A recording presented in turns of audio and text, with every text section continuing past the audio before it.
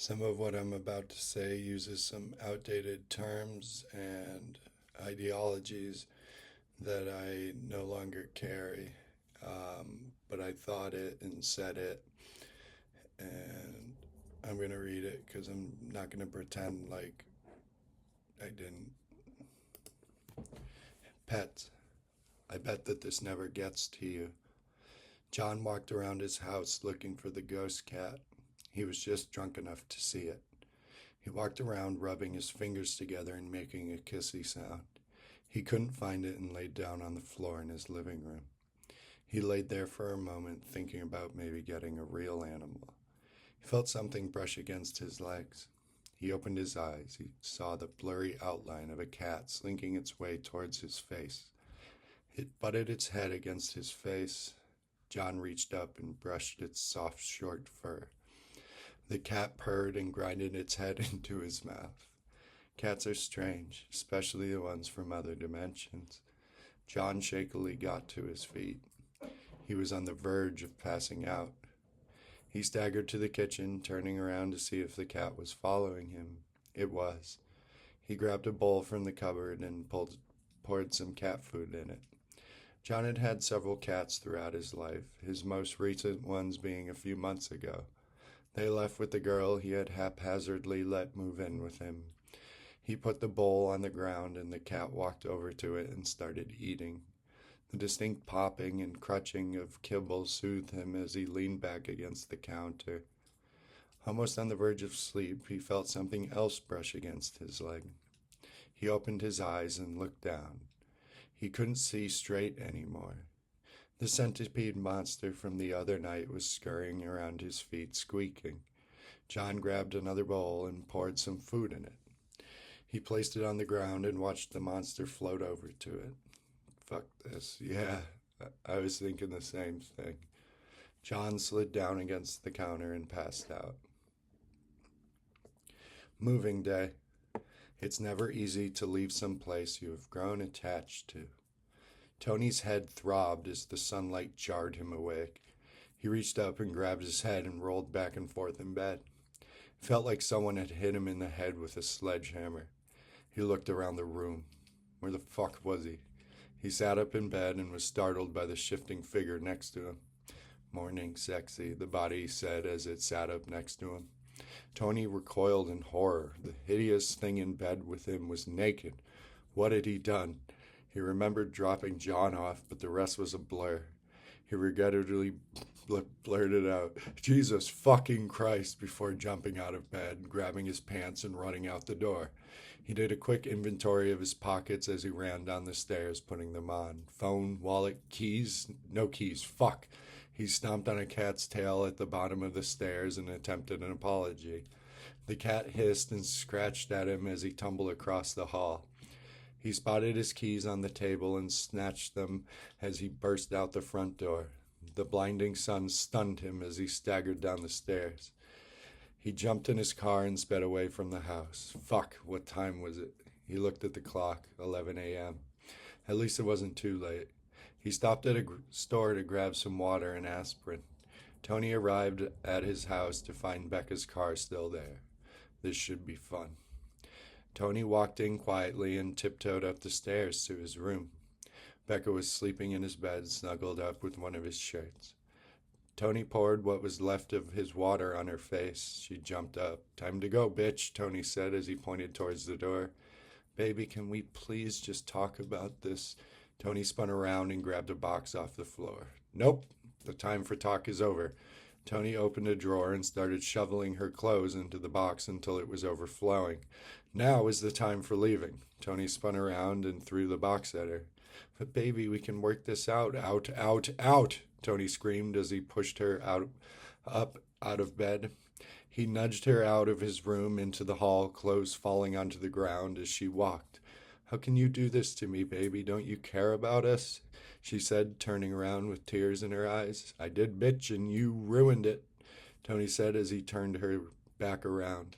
The box fell out of her hands as she started down the stairs. Here, let me help you with your shit, Tony said as he started chucking her clothes down the stairs at her. She picked up her box at the bottom of the stairs and turned around, on the verge of having a complete breakdown. But Tony, I love you. Tony picked up one of her shoes from the stairs. Don't care. Don't let the door hit you on the way out, bitch. Tony chucked the shoe at her, hitting her in the head. She burst out crying as she ran out the door. Tony sat down on the stairs, laughing hysterically. His head pounded, but the whole ordeal was worth it. He laid his head down on the stairs and closed his eyes. He deserved a nap.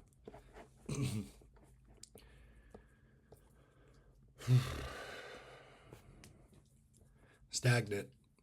The seed of doubt can crack the strongest foundation. John came to, staring at the oven. He was lying against the dishwasher, and the oven clock blinked 12. The power had went out weeks ago, and he never got around to resetting it. John pulled himself to his feet. It was going to be a long day. John looked over the messy counter, bottles and dishes scattered amongst the unopened mail and various items. A note scribbled on the back of an envelope caught his eye. It's a game you cannot win. The game never ends, even after you cash out. The odds are always against you. The house always wins. Take it as it comes. You don't get many freebies. John's hands fell by his waist. It was his handwriting, but he didn't remember writing it. John stuffed it down the garbage disposal and turned it on. He watched the letter spin around for a while before it got sucked down into the drain. John's head was spinning. Fuck this, man. Let's go to bed. We should. John looked at his phone. 12:30. The day was still young, but a nap wouldn't hurt. Adjustments. When will it ever be enough? John's eyes opened, and he was staring at his machine. He rolled out of bed onto the ground and crawled over to it. He turned the knobs and flipped the switches, the frequencies echoing and bouncing through his head. He turned around and slammed against the radiator. What's the point? I'll get it. You won't, though. I know it's there. There's something to this. This is a solution, whatever. John stood up and walked over to his desk. He opened a drawer and pulled out a bottle of whiskey. He took a deep swig as he looked at the clock, 4 p.m. The nap was worth it. He walked over to the device and turned the knobs. He heard clicks and waves in his head, but he couldn't quite get it. He knew when he found the right combination he would know. It would be right there, but he couldn't dial it in. He was close. Catwalk. The things that we see. Tony slammed his beer bottle down on the counter, and the crowd erupted into cheers.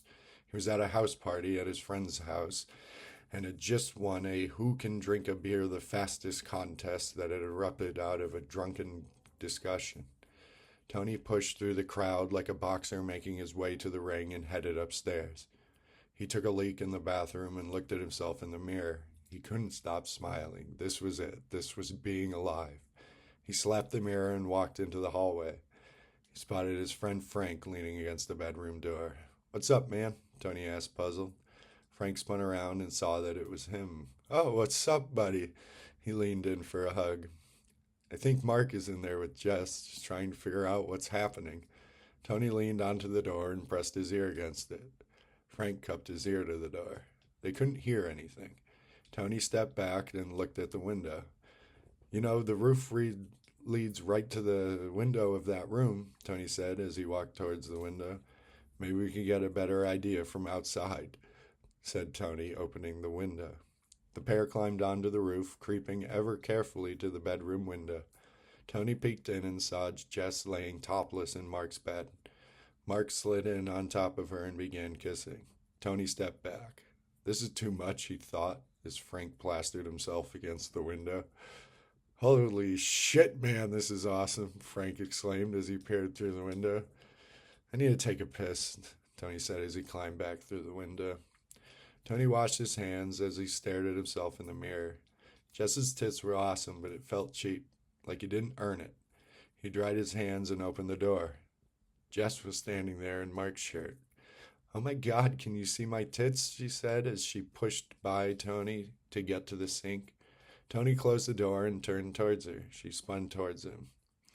I feel like you can see them jiggling, she said as she shook her chest at him. I don't know. I feel like I need to see them without the shirt on to really tell the difference, Tony said, leaning against the door. Jess pulled her shirt off and shook her chest again. Jesus Christ, are you a fucking hot piece of ass, Tony said as he set his beer on the sink. Jess turned around and pulled it down her panties and bent down to the ground. She looked back at Tony.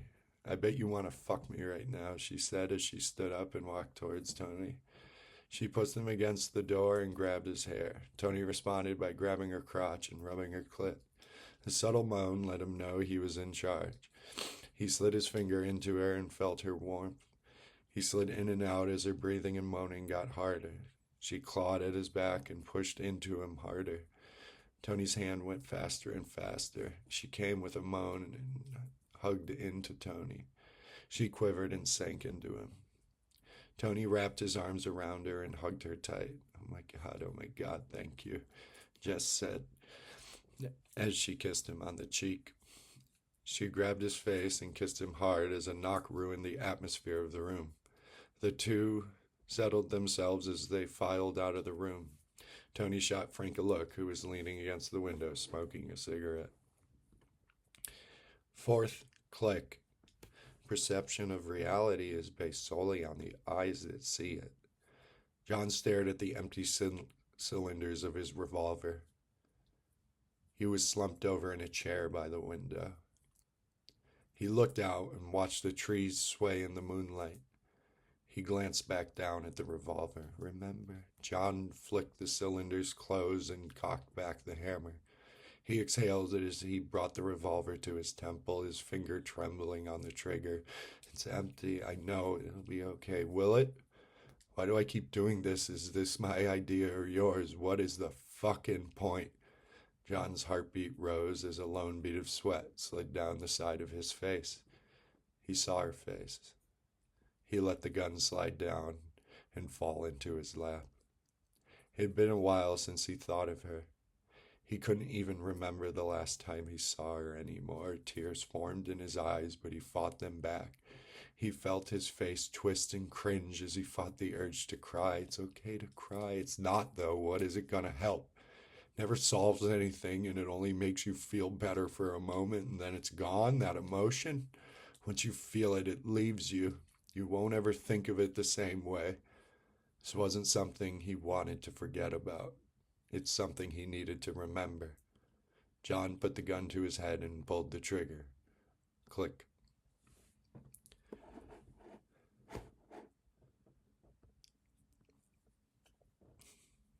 Swinging. Some things defy explanation. John's eyes opened slowly. His vision was blurry. He saw dark ovals swaying ever so slightly as a fog rolled through the room. He shook his head. He was freezing. He closed and opened his eyes, still blurry. A bright light flickered on and off overhead. He tried to raise his arm to rub his eyes, shooting pain through his shoulder and back. He raised his other hand to his face and rubbed his eyes. His face was covered in a cold sweat. The pain shot through his whole body. His vision was slowly returning. He was in a meat locker. The hanging ovals were bodies hanging from hooks. His heart began to race. The more he looked around, the worse the pain got. He looked up and saw a hook hanging down above him. He saw it sticking out of his chest. He reached up and grabbed it with his other hand and tried to lift himself off. He strained with all his strength, but wasn't strong enough. His arm gave out and he slammed back down on the hook. His head fell down as he saw the coagulated pool of frozen blood below him. He looked at the bloody stumps where his legs once were, frozen icicles of dark blood and sinew reaching to the floor. Panic, absolute terror. John looked up and scanned the room. He ignored the pain. Right in front of him, staring right at him, were Tony and Rick, their dead, lifeless eyes reflecting back into his. A dark shadow moved through the hanging bodies, causing them to sway more aggressively. He tried to pull himself off the hook again. The dark, swirling mass almost bubbled up out of the floor in front of him, a swirling tangle of black lines and smoke. It extended a hand and grabbed John's throat. Why do you resist such? There is no winning here for you. It laughed as it moved closer to him. There's no option but to surrender to me. You are mine. You lost the game a long time ago, but still you fight me.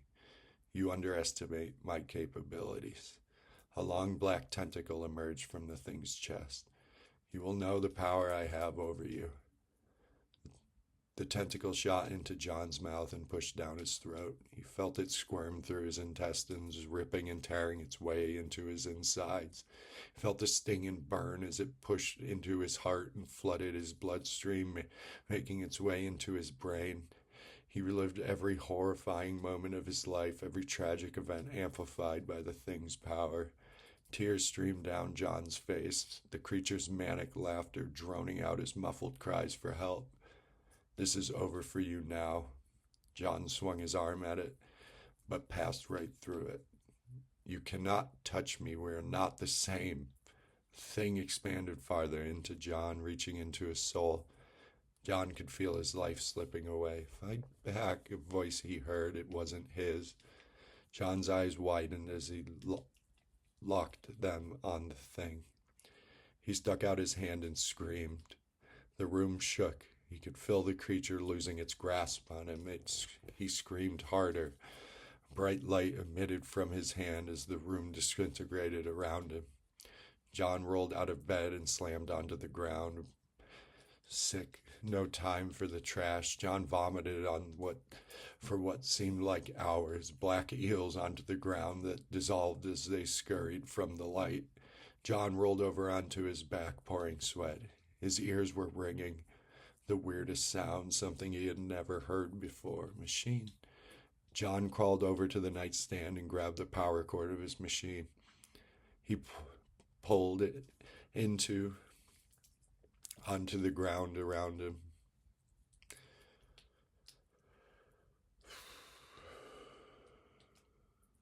He pulled it onto the ground with him and began turning the dials. His head spun with the room as he turned them and flicked the switches. Click. The ringing was gone. John sat up and looked around. His head was clear. He looked down at the glowing lights on the device. This was it. This stopped it from happening. John could feel a smile form on his face as tears ran down on his creation. He was finally free from it. Rest. You'll never appreciate a good night's sleep until you haven't had one for years. John's phone buzzed and rang erratically on the table. He didn't care. He rolled over in bed and pulled the blankets up to his face and breathed deep. What time was it? Sunlight crept in through the blinds and tickled the back of his head. He couldn't remember the last time he felt this well rested. He turned back over and grabbed his phone. 14 missed calls, 23 texts, and 8 voicemails. He scanned through the texts from various co-workers, all reading about the same way. Where are you? Are you coming in? Boss is mad. John played the last voicemail from his boss. He didn't really listen, but the gist of it was he was fired. John didn't care. A bobcat could come crashing through his window right now, and he wouldn't care. He felt at absolute peace. The beautiful silence and stillness inside his head make everything else seem unimportant. John got out of bed and put on some clean clothes. He looked about his messy room, kicking some clothes into the corner. He pulled open the blinds and let the sunlight warm his face. It was a beautiful day. He looked at his phone to check the time. 11:05 a.m. John turned around to walk out of the room and saw his bathing suit hanging from the doorknob. Wouldn't be a bad beach day. John smiled as he grabbed his phone and called Tony.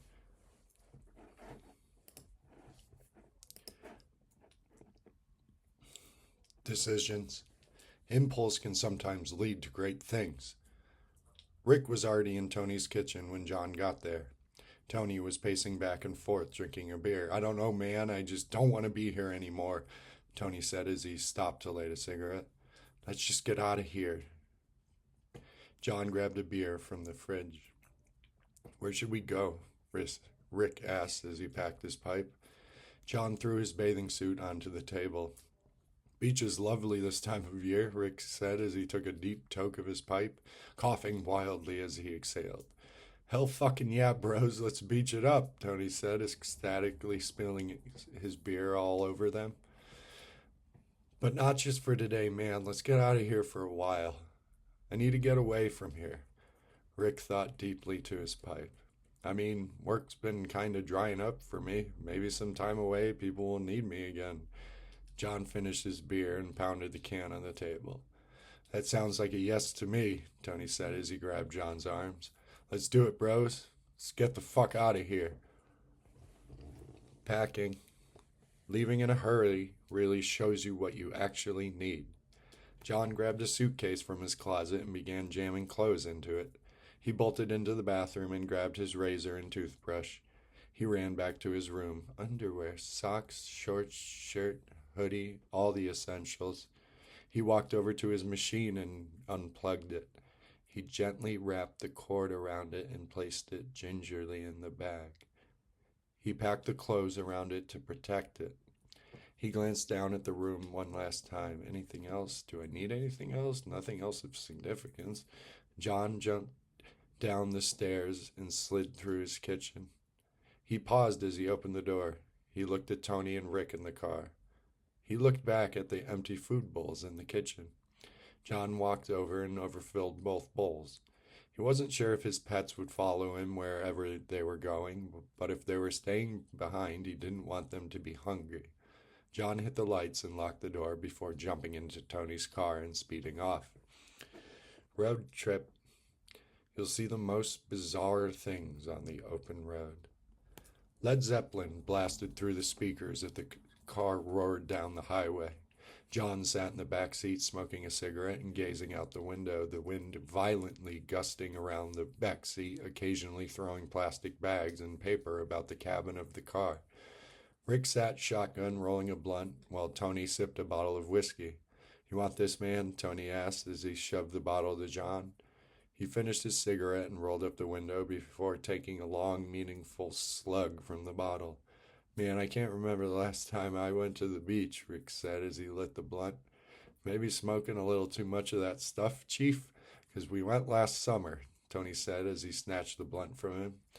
Oh yeah, Rick exclaimed, grabbing the bottle John had been trying to pass him. We went to that nude beach, saw all those old titties flopping around. Tony laughed and coughed as he handed the blunt to John. Yeah, I feel like the next nude beach we go to should be somewhere a bit more festive. Maybe get less old ladies and creepy-ass dudes there. Rick shot Tony a look.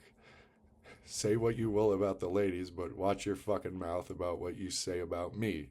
Rick grabbed Tony's shirt and growled in his face before they both started laughing. John dragged hard on the blunt and held it in for as long as he could. He exhaled, violently coughing and hacking as he held the blunt forward. His eyes started watering. He rolled down the window and hung his head out, gasping for air. John looked over at the car next to him. Tony's car was a bit higher up than most cars, so he could clearly see the driver of the other car getting blown by the passenger. John chuckled as he tapped Rick on the shoulder and motioned towards it. Rick rolled down his window and chucked a beer can onto the hood of the car. Hey, she can do me next, Rick shouted maniacally as the car zoomed past them. Good Times, Bad Times started playing through the radio. Great fucking song, dudes, Tony shouted as he pounded on the steering wheel in rhythm. John pounded on the headrest in front of him, causing Rick to spill his beer. God damn it, you're lucky this is a good song, you bastard, Rick said as he tried to wipe the beer off of his shorts. Rest stop.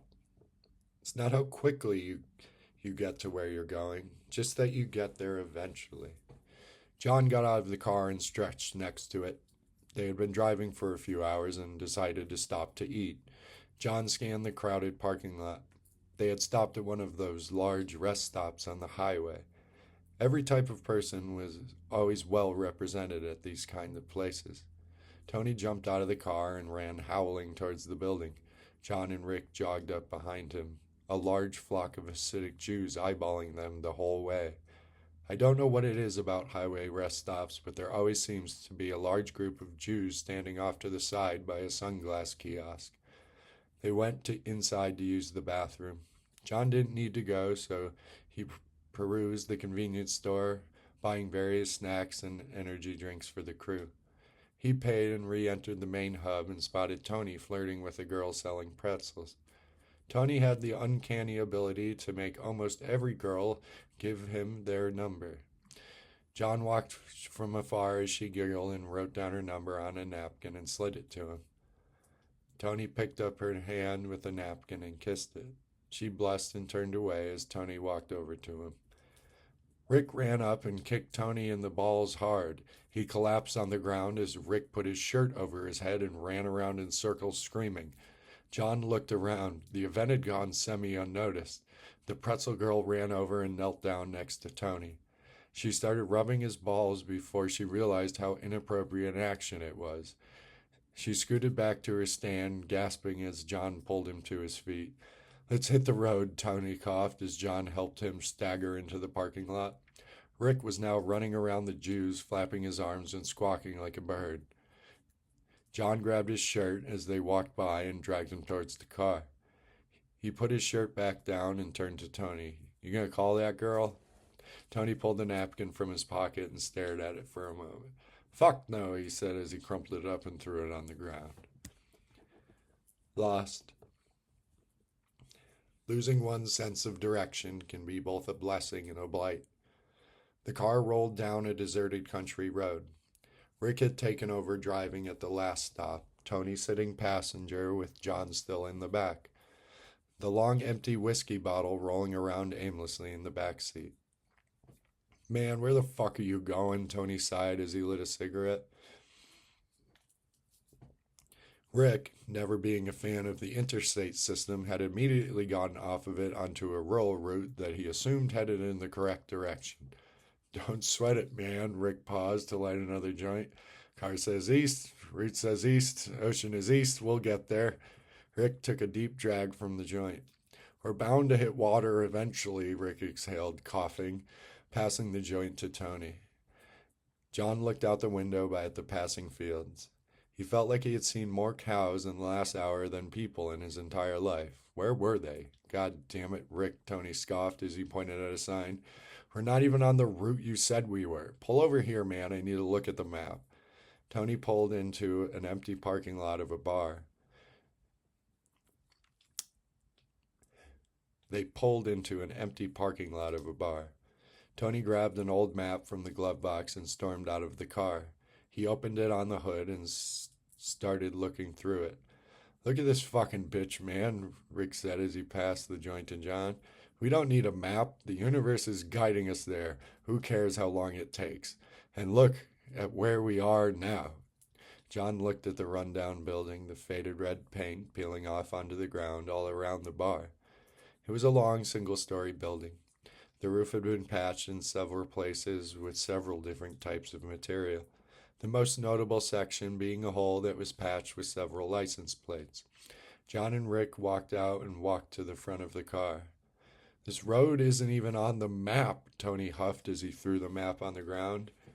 "You look like you could use a drink," Rick said, snatching the joint from John and handing it to Tony. "It might make you stop acting like such a little bitch," Rick smiled. "Is this place even open?" Tony asked, relaxing a bit. Rick scurried over to the door and opened it a little. "Seems like it to me." They entered the dimly lit bar. For so many windows in the middle of the day, they were amazed at how dark it was inside. A middle-aged man sat at the bar talking to the bartender. "Come on in, boys," the bartender said, motioning over to them. They took a seat a few stools down from the other man and ordered whiskeys and beer. John studied the man while the bartender prepared their drinks. The man was drunk, wearing a somewhat decent suit. He was in his late 30s with a tan line on his ring finger. He looked disheveled. The bartender dropped their drinks to them and went back to talking to the man. "I guess the best way I can put it is like this.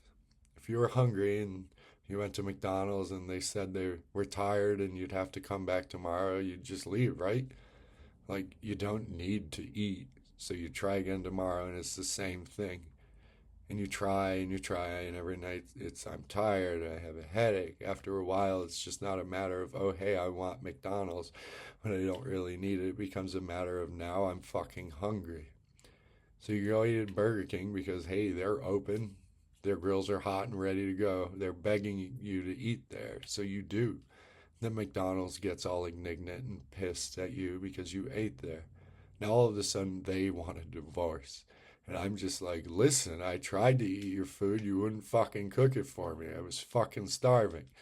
It's just like, what am I supposed to do? You fucking marry someone because you love them and they're beautiful, the hottest girl you've ever seen. And they know it. They know they're fucking hot shit because of the way you fucking look at them. But as time goes on, that look just doesn't do it for them. I mean, I try. I try to keep myself up. I go to the gym every fucking day to maintain this. The man scooted back from the bar and pointed at himself. To maintain this piece of shit for her, for fucking her. And she is still the fucking most beautiful, fucking hottest fucking woman I've ever laid my fucking eyes on. But it's just every fucking thing, man. Every day just tearing me down and apart about every little thing I did. And I still love her. Every time she yelled at me and told me what a piece of shit I was, every day going to a job I hate to pay for the house, cars I couldn't afford, and all I wanted was love, just a little love from her, just a good job or a fucking I love you every now and then, because I sure as shit still do. I still fucking love her, man. And now what am I supposed to do? Give her all my shit forever because her resentment of herself bled into a hatred of me? I was living in fucking misery every fucking day, agony, because it was never good enough for her. Nothing I could have done could have fixed anything. Yeah, I made a bad decision, a terrible fucking bad decision. But we entered into something together. We were supposed to be in this together. And I could never talk to her about any of this shit. I'm not saying I was perfect, far fucking from it. But I fucking tried. If they gave medals for not cheating on your wife, I'd sunk to the bottom of the ocean a long fucking time ago. It just gets to be way too much when the person you love the most hates you. When all you want to do is hug and kiss and snuggle this person and they want you to die. She's not fucking getting any of it. None of it. I'll die before she stabs that last knife in me. The man slammed back his drink and stormed out the bar. The group sat quietly in awe, sipping their drinks as the bartender stared puzzled at the empty stool. I've seen that guy at least once a week for the last 10 years, the bartender broke the silence. And I've never spoke more than 2 words to the guy. I've been seeing him for the last 10 years, and I'm almost positive that this is the last time I'll ever see him. I learned several weeks later that after leaving that bar, the man had gone to his house and burned it to the ground. He died in the fire. His body was found clutching a picture frame in the basement. The picture had been burnt, but I can only imagine it was of her. Roadshow. What the fuck was that all about? The car burned down the country road at 100 miles an hour. Tony had taken over driving and was trying to put as much distance between them and that horribly depressing man. Jesus fuck, why was that guy so miserable? Rick fussed with the radio. How do we get back to the interstate? Tony asked, glancing down at the map. Let me see, Rick said, picking the map up before it was abruptly sucked out the open car window. Whoops, Rick said, slowly turning to Tony, smiling. Well, that's just fucking great. Give me that bottle you stole from the bar, Tony said, grabbing a bottle of whiskey Rick was drinking. He took a deep glug and set the bottle between his legs. John looked out the window at the passing farms. If you could ever find the middle of nowhere, you'd still have to drive 20 miles to get to this place. Well, would you look at that, Rick said, motioning towards a billboard. World's largest rat. Maybe they'll know how to get back to the highway, Tony said as he took another slug from the bottle, passing it back to John. They pulled over to the attraction, which was an old farmhouse with a poorly painted giant rat sign on a rotted piece of plywood. They got out and looked around. There didn't seem to be anyone home. They walked over to a pen with a strange looking animal. Is that it? Asked Tony, puzzled. That doesn't look like a rat. It looks like a weird pig or something. John knelt down and studied the beast. It waddled over to him. It was indeed a rodent. He knew that much for sure. He stuck his hand out and petted it. Its fur was thick and wiry. Go see if anyone is in the house, Rick. He shuffled away as Tony knelt down next to John. Man, this thing is fucking weird. Is it really a rat? Tony asked as he reached out to touch the animal. John shrugged. The distinct sound of a shotgun being cocked was heard right behind him. I told you guys yesterday I ain't got your fucking money. Tony and John spun around with their hands up. A deranged farmer covered in mud was sticking a shotgun in their face. Look, man, we just came to see the rat. We don't want any trouble, Tony said nervously. You guys just won't listen. Crop's gone bad. Ain't gonna ever be able to fucking pay you. Will you just keep coming back? Well, I guess I'm gonna have to put an end to this once and for all. Get on your fucking knees. Tony and John fell to their knees. Jesus fucking Christ, man, we have no idea what you're talking about. The farmer put the gun to Tony's head. You just don't know when to stop talking, do you, boy? Well, I'll fix that. Fix it real good. He turned his head and spit a big, nasty glob of tobacco juice next to them. Rick jumped out, wielding the whiskey bottle, smashing it over the farmer's head. Ha ha ha, Rick said, striking a Superman pose. Let's get the fuck out of here. They ran back to the car, Tony driving, John in passenger, and Rick in the back. The dust cloud must have followed them for 5 miles as they careened down the dirt road. That was fucking intense, Tony said, lighting a cigarette. And a complete waste of time. Well, I don't think it was a complete waste of time. We did end up with this little guy, Rick said to the strange rodent he was now holding like a baby.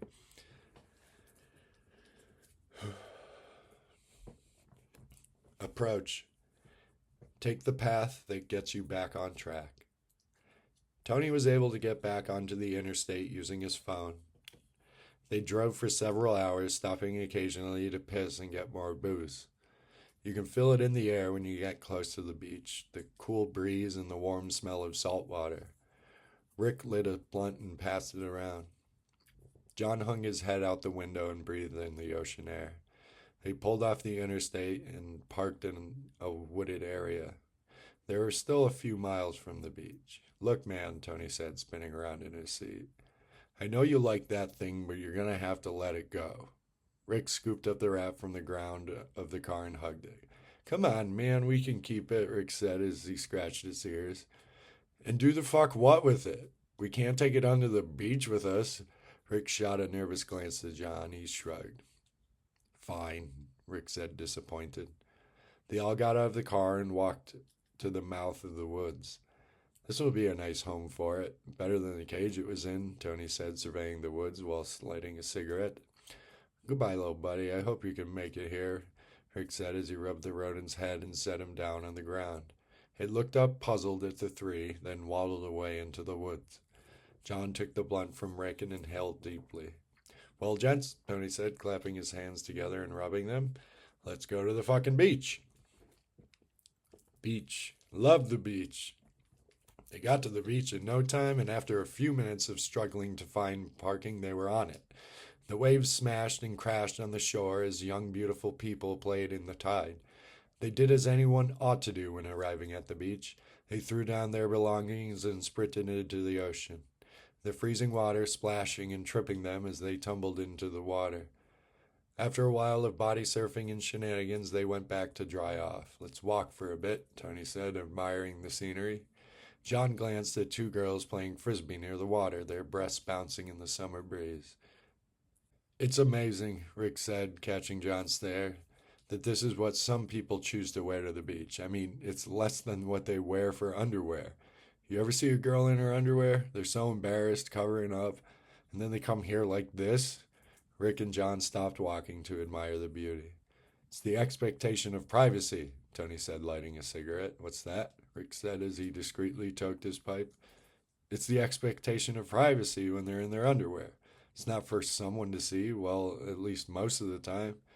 They're choosing to be seen here. And, anyways, I expect most girls to cover up if they saw your ugly mug staring at them through their bedroom window, Tony said as he gave Rick a gentle shove. The girls' frisbees landed by the group's feet. A young blonde came bouncing over to them. Hey, guys, she said, bending over seductively in front of them. You guys want to play with us? If only you knew, quiet you. Sorry, ma'am, but our business takes us a bit further down the beach, Tony said with a smile. Ugh, fine, she said as she spun around and stormed off, her butt jiggling as she walked back. Rick shot him an angry glance. You don't buy the first car you see on the lot, guys. Plenty more beach today and plenty more of that girl to come. Let's move out.